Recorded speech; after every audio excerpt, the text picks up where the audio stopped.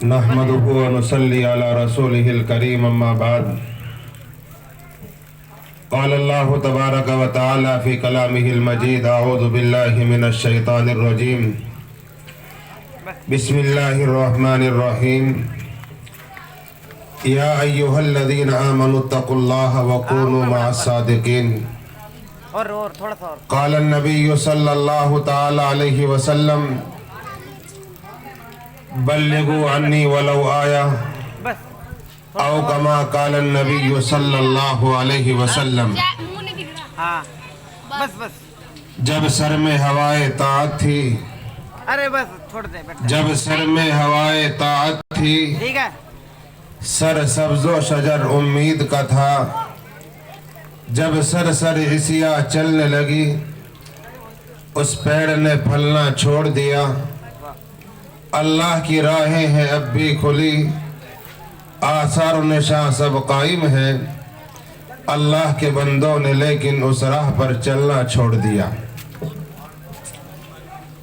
حضرات، آج کا ہمارا یہ مختصر سا پروگرام جو مدرسے کی سنگ بنیاد کے موقع پر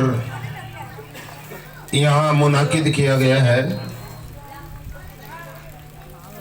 یہ مبارک موقع ہماری اور آپ کی زندگی میں اللہ تعالیٰ نے عطا فرمایا، یہ ہمارے لیے بہت سعادت کی بات ہے، خوش نصیبی کی بات ہے، اس لیے کہ حضرت محمد مصطفیٰ صلی اللہ علیہ وسلم کا پیارا فرمان ہے الدال علی الخیر کفاعلہ، کہ کسی اچھے کام کی رہنمائی کرنے والا، پہل کرنے والا یقیناً اس کام میں برابر کا شریک ہوتا ہے۔ جتنے بھی لوگ اس کے مرنے کے بعد یا اس کی زندگی میں اس عمل میں شریک ہوتے چلے جائیں گے تو سب کا ثواب اس پہل کرنے والے کے کھاتے میں پہنچتا رہے گا۔ تو مدرسے کا سنگ بنیاد ابھی ہمارے بیچ حضرت اقدس حضرت مولانا محمد عاقل صاحب کاندلے سے تشریف لا رہے ہیں، بالکل قریب پہنچ چکے ہیں، انشاءاللہ ان کے ہاتھوں سنگ بنیاد رکھا جائے گا، اور ان سے پہلے ہمارے بیچ حضرت مولانا محمد عارف صاحب جو حضرت مولانا عبداللہ صاحب موگیسی دامت برکاتہم کے مجاز اور خلیفہ ہیں، ہمارے اسٹیج پر موجود ہے، ان کی زبان سے ہم قیمتی باتیں سنیں گے۔ ایسے ہی قاری محمد عالمگیر صاحب جو داعی اسلام حضرت مولانا محمد کلیم صاحب صدیقی دامت برکاتہم کے خاص لوگوں میں ہیں، ایسے ہی حافظ نواب احمد صاحب، یہ تمام حضرات ہمارے مابین ہمارے بیچ میں یہاں موجود ہیں۔ تو بستی والے جو ہمارے اس بستی کے رہنے والے ہیں، ان حضرات سے میری درخواست ہے کہ اگر آواز ان تک پہنچ رہی ہو وہ اپنے کاموں کو آگے پیچھے کر کے یہاں پروگرام میں تشریف لے آئیں تاکہ آپ حضرات کے سامنے معزز علماء کرام اپنی قیمتی باتوں سے آپ سب حضرات کو مستفید فرما سکیں۔ تو میں چاہتا ہوں کہ آپ حضرات جیسے ابھی مجھ سے پہلے ناظم جلسہ، ناظم پروگرام بہت اچھی اور قیمتی باتیں آپ کے سامنے ارشاد فرما رہے تھے، صحیح معنی میں انسان کے عمل کے لیے تھوڑا سا کام بھی بہت ہو جاتا ہے، اور آدمی بہت سارے کام کرے اور عمل کسی ایک کام پر نہ ہو تو پھر اس کے وہ سارے کے سارے کام ادھورے ہیں۔ تو اصل چیز عمل کی ہے، ہمیں جس چیز کے بارے میں معلوم ہو، جو دین کی بات ہم تک پہنچے، ہم سنیں تو ہم ان باتوں پر عمل کرنے والے ہوں، یہ یقیناً انسان کی زندگی بدلنے کے لیے کافی ہوتا ہے۔ اس لیے سالانہ جلسوں میں، ایسے ہی دین کی مجلسوں میں ہم نے کتنی دین کی باتیں اب تک سن لی، کتنی دین کی باتوں کو ہم لوگ جانتے ہیں، لیکن عملی اعتبار سے اگر دیکھا جائے تو یقیناً ہماری زندگی عمل سے بالکل خالی ہے۔ تو اصل معاملہ عمل کا ہے. جو ہے کام اگرچہ کم ہو تھوڑا ہو اور عمل ہو تو وہ تھوڑا کام بھی انسان کی نجات کے لیے کافی ہو جاتا ہے. تو بہرحال یہ تمام تر باتیں آپ حضرات کے مابین ہوتی رہے گی. میں اب مناسب سمجھتا ہوں کہ ہمارے اسٹیج پر سہارنپور سے حضرت مولانا محمد عارف صاحب جو خلیفہ اجل ہے حضرت مولانا عبداللہ صاحب مغیثی دامت برکاتہم کے، ان سے درخواست کروں گا کہ وہ تشریف لائیں اور اپنی نورانی اور قیمتی باتوں سے تمام سامعین کو مستفید فرمائیں. حضرت مولانا محمد عارف صاحب.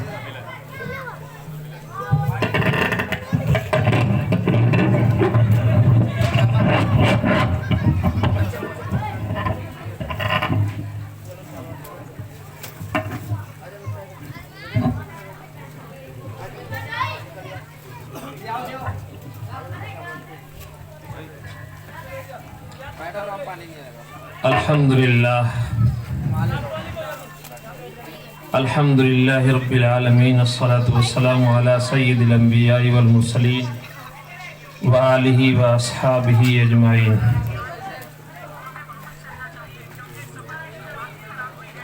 محترم بزرگوں اور دوستو،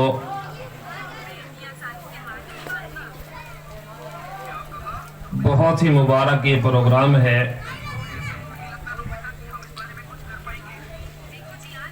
کیونکہ اس وقت میں ہمارا اور آپ کا یہاں جمع ہونا، بڑے بڑے اکابر امت یہاں پر تشریف لا رہے ہیں، کچھ تشریف لا چکے ہیں. حضرت مفتی محمد واصل صاحب نے ابھی سبھی حضرات کا تعارف کرایا ہے. وہ اس وقت میں اپنی اپنی جگہوں پر الحمدللہ بڑے بڑے کام کر رہے ہیں، دین کی خدمت انجام دے رہے ہیں.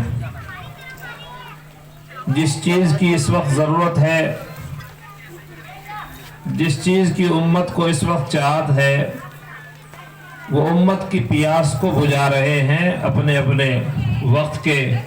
الحمدللہ وہ اکابر ہیں، بڑے ہیں اور بڑے کام کر رہے ہیں. آپ حضرات کا بھی بہت قیمتی وقت ہے کہ آپ اپنے اپنے کام کو آگے پیچھے کر کے یہاں تشریف فرما ہے، جمع ہے ایک بہت بڑے کام کے لیے، جس کی بنیاد یہاں پر رکھی جائے گی، جو ہماری اس وقت میں ایسی ضرورت ہے کہ اس کے بغیر ہمارے پاس کچھ نہیں ہے. علم ایک انسان کی ایسی ضرورت ہے کہ اس کے بغیر وہ کوئی چیز نہیں پہچان سکتا.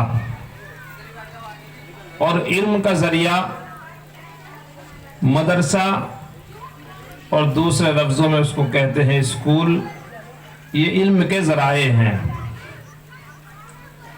انہی سے مسجدیں بھی آباد ہوتی ہیں اور انہی سے انسانوں کے دل بھی روشن ہوتے ہیں. جب علم ہوتا ہے تو ہر چیز کو انسان پہچان لیتا ہے. اللہ تبارک و تعالیٰ نے اس کائنات کو بنایا اور بڑے خوبصورت انداز سے بنایا. صرف ایک موتی سے اللہ تبارک و تعالیٰ نے پوری کائنات کو بنایا. کیونکہ اللہ تبارک و تعالیٰ تو احکم الحاکمین ہے. اشارہ جس چیز کی طرف جس کا بھی ہو جاتا ہے، کن فیکون، وہ چیز ہو جاتی ہے. تو اللہ تبارک و تعالیٰ کی طرف سے ایک موتی پیدا کیا گیا اور اس موتی میں آگ لگی، وہ موتی پگھل گیا اور موتی پگھل جانے پر اس میں جو دھواں اٹھا، اللہ تبارک و تعالیٰ نے اس سے آسمانوں کو بنا دیا اور جو اس میں روشنی رہی، اللہ تعالیٰ نے اس نور سے اپنی مخلوق کو، فرشتوں کو بنا دیا. اور جو اس کے اندر کچھ نور کچھ اندھیرا ایک ایسی چیز ہوتی ہے، آگ میں کچھ روشنی ہوتی ہے کچھ اندھیرا، اس سے انسانوں کو پیدا فرمایا، اس طریقے سے پوری کائنات کو بنایا۔ موتی پگھل گیا، پانی بن گیا، اب یہ پانی آہستہ آہستہ ہلتا رہا اور یہ زمین بنتی رہی۔ اللہ تبارک و تعالی نے اس طریقے سے پانی کے اوپر اس زمین کو بنایا۔ اب پانی کے اوپر تہ جمتی چلی گئی اور زمین بڑھتی چلی گئی، لیکن جیسے پانی ہلتا تھا ایسے ہی زمین بھی ہل رہی تھی۔ اللہ تعالیٰ نے پھر اس کا بھی انتظام کیا، پہاڑوں کو پیدا کیا اور چاروں طرف سے زمین کو جس طرح کسی چیز پر میخ گاڑ دیتے ہیں اس طریقے سے پہاڑوں کو گاڑ دیا، چاروں طرف پہاڑ لگا دیے، زمین کا ہلنا بھی بند ہو گیا۔ اس کے بعد اللہ تبارک و تعالیٰ نے اس دنیا میں اس زمین پر بے شمار مخلوق پیدا فرمائی۔ انسان سے پہلے بھی یہ دنیا یہ زمین آباد رہی اور اس پر مخلوق اللہ کی پیدا رہی، جنات اور بہت ساری مخلوق رہی، مگر وہ کچھ دن تک رہتی رہی، اللہ کی بات مانتی رہی، پھر آپس میں لڑنا جھگڑنا فساد کرنا، پھر اللہ نے ان کو ختم کر دیا، دوسری مخلوق پھر پیدا کر دی، اسی طرح اجاڑا اور بسایا گیا۔ بہت زمانے تک یہی کام چلتا رہا، آخر میں اللہ تبارک و تعالیٰ نے انسان کو بنایا۔ حضرت آدم علی نبینا علیہ السلام کا پتلا بنایا اور اس زمین سے ہی مٹی، یہی ہمارا مادہ ہے،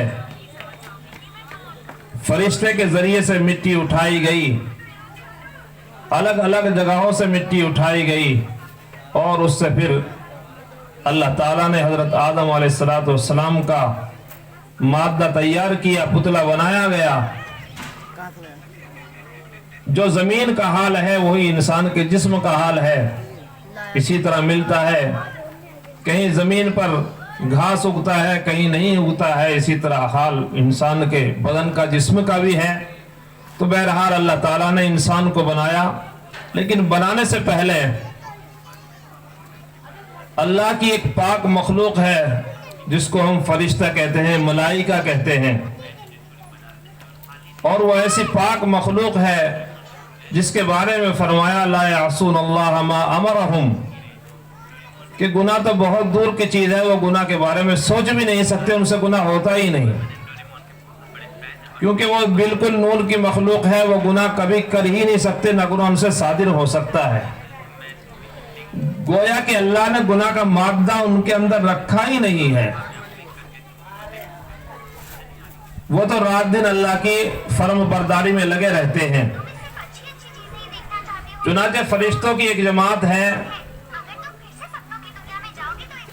جو مستقل سجدے میں رہتی ہے، فرشتوں کی ایک جماعت ہے جو مستقل قیام کی حالت میں رہتی ہے، فرشتوں کی ایک جماعت ہے جو رکوع کی حالت میں، جس طرح ہم نماز میں رکوع کرتے ہیں اس حالت میں رہتی ہے۔ گویا کہ وہ رات دن اللہ کی عبادت میں لگے رہتے ہیں۔ تو اللہ تبارک و تعالیٰ نے مشورہ کیا کہ میں زمین میں ایک ایسی مخلوق، ایک انسان کو، ایک ایسے آدمی کو پیدا کرنا چاہتا ہوں۔ اس کو میں نے اللہ نے کہا مجھے پیدا کرنا ہے، مجھے بنانا ہے، اس زمین کو دوبارہ اس طرح بسانا ہے۔ انہوں نے کہا کہ اصل میں آپ نے اس چیز کی کیا ضرورت ہے، آپ کی عبادت کے لیے تو ہم کافی ہیں، عبادت ہم کر رہے ہیں، آپ نے پہلے بھی ایسا کیا، کہ بہت ساری مخلوق پیدا کی، انہوں نے نافرمانی کی، آپ نے ختم کر دیا، وہ دوبارہ جو آئیں گے وہ بھی ایسا ہی کریں گے، فساد مچائیں گے دنیا میں، خونریزی کریں گے، کیا ضرورت ہے؟ اللہ تعالیٰ نے کہا کہ جو میں جانتا ہوں آپ نہیں جانتے، تم نہیں جانتے۔ تو اللہ تعالیٰ نے انسان کو پیدا فرمایا، اور پیدا فرمانے کے بعد میں اللہ نے اسے علم دیا اور یہ کہا کہ جو میں نے یہ انسان پیدا کیا ہے سب اس سے سجدہ کرو۔ سجدہ تو گویا اللہ تعالیٰ کو تھا، مگر وہ تو صرف یہ دکھانا تھا کہ یہ جو مخلوق میں نے پیدا کی ہے، یہ انسان جتنی آج تک میں نے مخلوق پیدا کی اور آگے بھی پیدا کروں گا، ان تمام مخلوق میں اعلیٰ اور اشرف ہے، یہ بڑا ہے۔ حالانکہ فرشتے بالکل جو گناہ نہیں کرتے، بڑے تو وہ ہونے چاہیے تھے، لیکن اللہ نے کہا کہ نہیں، تمام مخلوق کا سردار وہ انسان ہے۔ اور اس کی وجہ کیا بتایا؟ انہوں نے کہا کہ یہ خونریزی کرے گا، اس طرح کرے گا۔ اللہ نے کہا نہیں، جو میں جانتا ہوں آپ نہیں جانتے، اس کا تجربہ کرو۔ چنانچہ ان سے پوچھا گیا، کچھ سوال کیے گئے، وہ جواب نہ دے سکے۔ حضرت آدم والا نبینا علیہ السلام سے سوال کیے، انہوں نے جواب دے دیے۔ تو گویا کہ تمام چیزوں میں اعلیٰ انسان کس وجہ سے ہوا؟ وہ علم کی وجہ سے۔ علم اللہ کا نور ہے، اور اس علم کی وجہ سے ہی آج ہم یہاں اکٹھے ہیں، اور اسی کو پھیلانے کے لیے علم چاہے دنیا کا ہو، علم چاہے دین کا ہو، تمام علم ایسا ہی ہے۔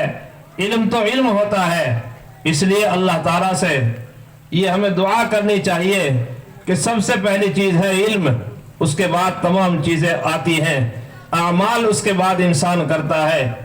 علم کے بغیر کوئی بھی کام اگر آپ کرو گے تو رہبری اور راستہ آپ کو نہیں ملے گا۔ جب تک آپ کے پاس کسی چیز کی کوئی جانکاری، راستے کی آپ کے پاس جانکاری نہیں ہے، آپ کہیں پہنچنا چاہتے ہیں، جب تک آپ پوری جانکاری نہیں ہوگی تو آپ پہنچ نہیں سکتے۔ اس لیے علم کا ہونا بہت ضروری ہے۔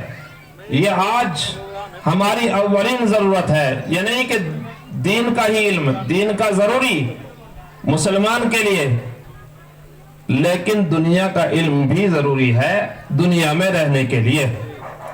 اس لیے میرے بھائیو، یہ مدرسہ بن رہا ہے، اس کی بنیاد ڈالی جائے گی، اور جب کسی ایسے بڑے کام کی بنیاد رکھی جاتی ہے تو اس میں اللہ کے متقی لوگ، برگزیدہ بندے بلائے جاتے ہیں۔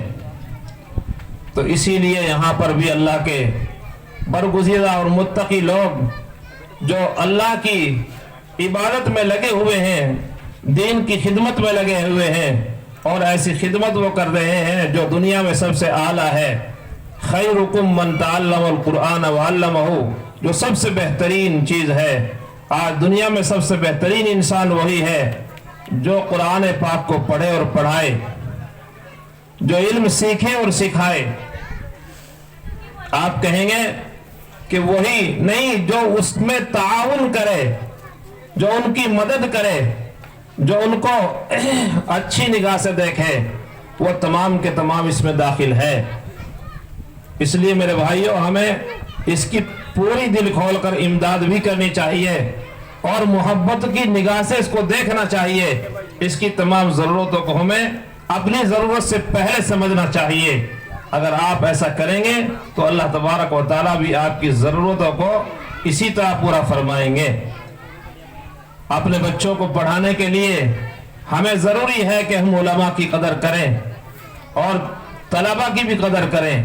جو بچے آپ اس میں پڑھائیں گے، جو بچے آپ اس میں بھیجیں گے، ان بچوں کی بھی قدر کریں، اور جو اس میں پڑھائیں گے ان کی بھی قدر کریں۔ ان کے ہر چیز کا انتظام اپنے ذمے ضروری سمجھے۔ آپ جتنی محبت اس سے کریں گے اتنا ہی انشاءاللہ آپ کو فائدہ ہوگا۔ یہ آپ کے اور ہمارے فائدے کی چیز ہے۔ میں نے کتاب میں بہت زمانہ پہلے پڑھا تھا کہ اگر آپ یہ چاہتے ہیں کہ میرا بچہ عالم ہو جائے, میرا بچہ حافظ قرآن ہو جائے, قرآن یاد ہو جائے, قرآن پڑھ لے, میرے گھر میں علم آ جائے, دین کا علم آ جائے, تو آپ کے لیے ضروری ہے کہ آپ علماء کی قدر کریں, مدارس کی قدر کریں, علماء کو عزت کی اور محبت کی نگاہ سے دیکھیں, اور طلبہ کو حقیر نہ سمجھیں, ان سے بہت پیار کریں, محبت کی نگاہ سے دیکھیں. یہ جتنے حضرات یہاں پر بیٹھے ہوئے ہیں, ان تمام حضرات کی اگر آپ داستان سنیں گے تو داستان میں یہی نکل کر آئے گا کہ ہمارے والدین نے علماء کی محبت, علماء سے محبت کی ہے, ان کی عزت کی ہے, ان کو سر پہ بٹھایا ہے, اور ان کی ضرورتوں کو اپنی ضرورت سے زیادہ سمجھا ہے, تو اللہ نے علم دین عطا فرمایا ہے. تو علم دین اگر آپ کسی عالم کی قدر کریں گے, طلبہ کے طالب علم کی قدر کریں گے, اس کو محبت کی نگاہ سے دیکھیں گے, اس کی ضرورت کو پورا کرنے کی پوری کوشش کریں گے, اور محبت کی نگاہ سے دیکھیں گے, تو اللہ تبارک و تعالی ضرور آپ کی نسلوں میں علم دین, عالم دین ضرور پیدا فرمائیں گے. اللہ تبارک و تعالی ہمیں اس کی قدر کرنے کی توفیق عطا فرمائے, اور ہمیں اس مدرسے سے اور مدرسے میں کام کرنے والوں سے محبت کرنے کی توفیق عطا فرمائے. میرے بھائیوں, آج یہ ہماری ضرورت ہے, اس کے بغیر ہمارے پاس کچھ نہیں ہے. یہ ہماری بقا کا اصل ذریعہ ہے. مدرسہ ہی ایسی چیز ہے جس سے ہمارے یہ تمام چیزیں باقی رہیں گی, ہماری مسجدیں بھی باقی رہیں گے, اور ہم بھی باقی رہیں گے. آج جس دور سے ہم گزر رہے ہیں وہ بالکل ہم اور آپ کے سامنے ہے. یہ تمام کا تمام ہماری کوتاہیوں کا نتیجہ ہے, اور ہمارے اعمال کا نتیجہ ہے. اعمال صالحہ سے ہم دور ہو گئے ہیں, اس لیے ہم پر طرح طرح کی مصیبتیں, طرح طرح کی پریشانیاں آ رہی ہیں. اللہ تبارک و تعالی ہمیں اعمال صالحہ کرنے کی توفیق عطا فرمائے, اور ہمیں علم سیکھنے کی محنت کے ساتھ علم سیکھنے کی, اپنے بچوں کو پڑھانے کی توفیق عطا فرمائے, اپنے بچوں کی تربیت کرنے کی توفیق عطا فرمائے. بہت ضروری ہے, ماں باپ کے ذمے یہ فرض ہے, ماں باپ کے ذمے یہ فرض ہے کہ اپنے بچے کو اتنی تعلیم ضرور پڑھائے جس سے اس کو یہ پتہ چل جائے کہ حلال کیا ہے, حرام کیا ہے, حلال و حرام کی تمیز ہو جائے, اور یہ معلوم ہو جائے کہ ہم کون ہیں, ہمارا کام کیا ہے, کس لیے ہم دنیا میں آئے ہیں, اللہ نے کیوں ہمیں پیدا کیا ہے, اپنی عبادت کے لیے پیدا کیا ہے. یہ تمام باتیں بچے کو علم معلوم ہو جانی چاہیے, اتنا علم اس کو پڑھا دینا ہمیں چاہیے. اللہ تبارک و تعالی ہمیں علم عمل کی توفیق عطا فرمائے.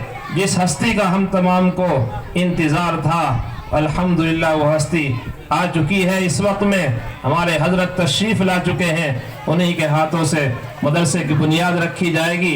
اللہ تبارک و تعالی ہم تمام کو عمل کی توفیق عطا فرمائے. وآخر دعوانا الحمدللہ رب العالمین.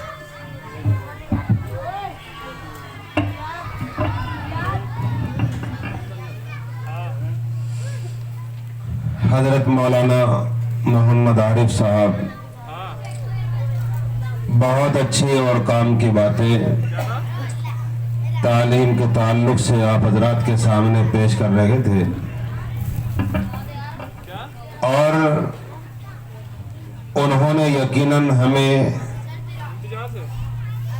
ہمارے اور آپ کے مقام کو واضح کیا کہ ہمارا مقام کیا ہے. اور یہ حقیقت بھی ہے کہ جہاں فرشتے جو اللہ کی نورانی مخلوقات ہے, اللہ نے ان کو نور سے پیدا کیا, صحیح معنی میں وہ افضل ہونے چاہیے, ہماری عقل یہی کہتی ہے. لیکن چونکہ انسان جس کے بارے میں خود اللہ تعالیٰ نے ارشاد فرمایا لَقَدْ خَلَقْنَا الْإِنسَانَ فِي أَحْسَنِ تَقْوِيمٍ, اللہ تعالیٰ نے اسی وجہ سے انسان کو سب سے اعلیٰ اور اشرف بنایا ہے کہ انسان یقیناً بھول اور چوک بھی انسان سے ہو جاتی ہے, غلطی انسان سے ہو جاتی ہے. اس لیے کہ انسان کے اندر اللہ تعالیٰ نے نیک اور شر دونوں مادے رکھے ہیں. انسان اچھے کام بھی کرتا ہے, برے کام بھی کرتا ہے, لیکن اسے تمیز رہتی ہے کہ میں نے یہ کام غلط کیا ہے. اچھا کام جب وہ کرتا ہے اسے خوشی ہوتی ہے.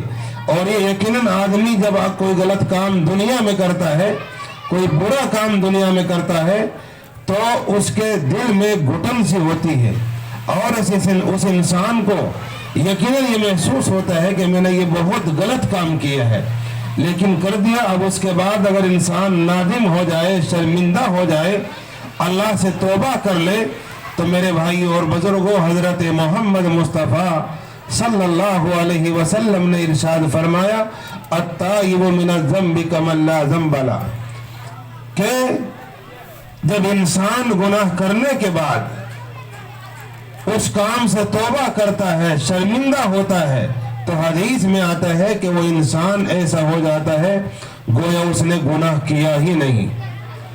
اس لیے انسان بڑے سے بڑا کام کرنے کے بعد بھی یقیناً اللہ کو یاد کرتا ہے. اور یہی ہمارا اور آپ کا, تمام انسانوں کا کمال بھی ہونا چاہیے کہ انسان کے سامنے جو بھی جس وقت جو تقاضا آئے تو یقیناً اسے اس کو پورا کرنا چاہیے. ہر وقت ہمیں اور آپ کو اپنے پروردگار سے, اپنے پالنہار سے, اپنے پیدا کرنے والے سے میرے بھائیوں ڈرنا چاہیے کہ جو انسان کسی کام کے لیے گھر سے نکلے اور جب وہ کام انسان کرنے کے لیے میرے بھائیوں اور بزرگوں اس مقام پر پہنچے تو یقیناً اللہ کا شکر ادا کرنا چاہیے کہ یا اللہ آپ نے ہمیں اتنی صلاحیت دی, قوت دی, طاقت دی کہ ہم گھر سے یہاں فیکٹری تک پہنچ گئے, ہم گھر سے یہاں جلسے تک پہنچ گئے, ہم گھر سے فلاں مقام پر پہنچ گئے. یہ یقیناً اللہ کے فضل سے ہوتا ہے. اس لیے انسان پر کتنی بے شمار اللہ کی نعمتیں ہیں اور کتنی نعمتوں کو انسان آج دنیا میں استعمال کر رہا ہے. اس لیے میرے بھائیوں, ہم اللہ کی ایک نعمت کو بھی, ایک نعمت کا بھی حق ادا نہیں کر سکتے. تو اللہ تعالیٰ نے کتنے انعامات, کتنی نعمتیں آج ہم لوگوں پر بارش کی طرح برسا رکھی ہے. یہ اللہ کا بڑا فضل ہے. اس لیے انسان, میں عرض یہ کر رہا تھا کہ مولانا نے ارشاد فرمایا کہ انسان کو اللہ تعالیٰ نے سب سے اعلیٰ اور اشرف بنایا, اور انسان سب سے اعلیٰ اور اشرف اگر یقیناً کہلانے کا مستحق ہے تو اس وقت ہے کہ انسان کے پاس علم ہو, غلط اور صحیح کی تمیز ہو, انسان کو کم سے کم اتنی جانکاری, اتنی معلومات ہو کہ میں جو یہ کام کر رہا ہوں آیا یہ میرے لیے حلال ہے یا حرام ہے. اگر اتنی پہچان کے ساتھ یہ انسان اپنی زندگی گزارتا ہے تو یقیناً وہ انسان اعلیٰ ہے اور اشرف ہے.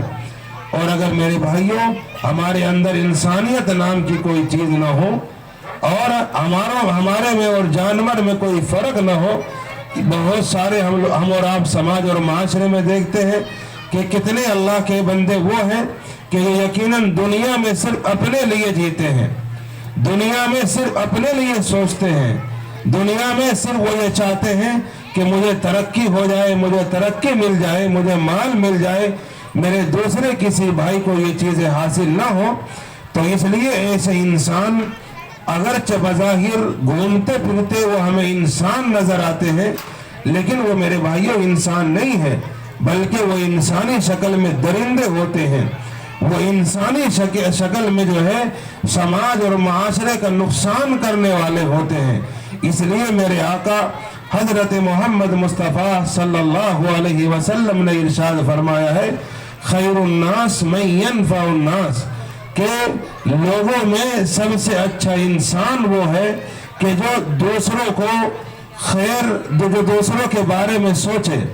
خیر الناس من ينفع الناس, کہ جو دوسرے لوگوں کو فائدہ پہنچائے, جو دوسرے لوگوں کے لیے بھلائی سوچے, جو دوسروں کے لیے اچھا سوچے, ایسا انسان سب سے اچھا انسان ہے.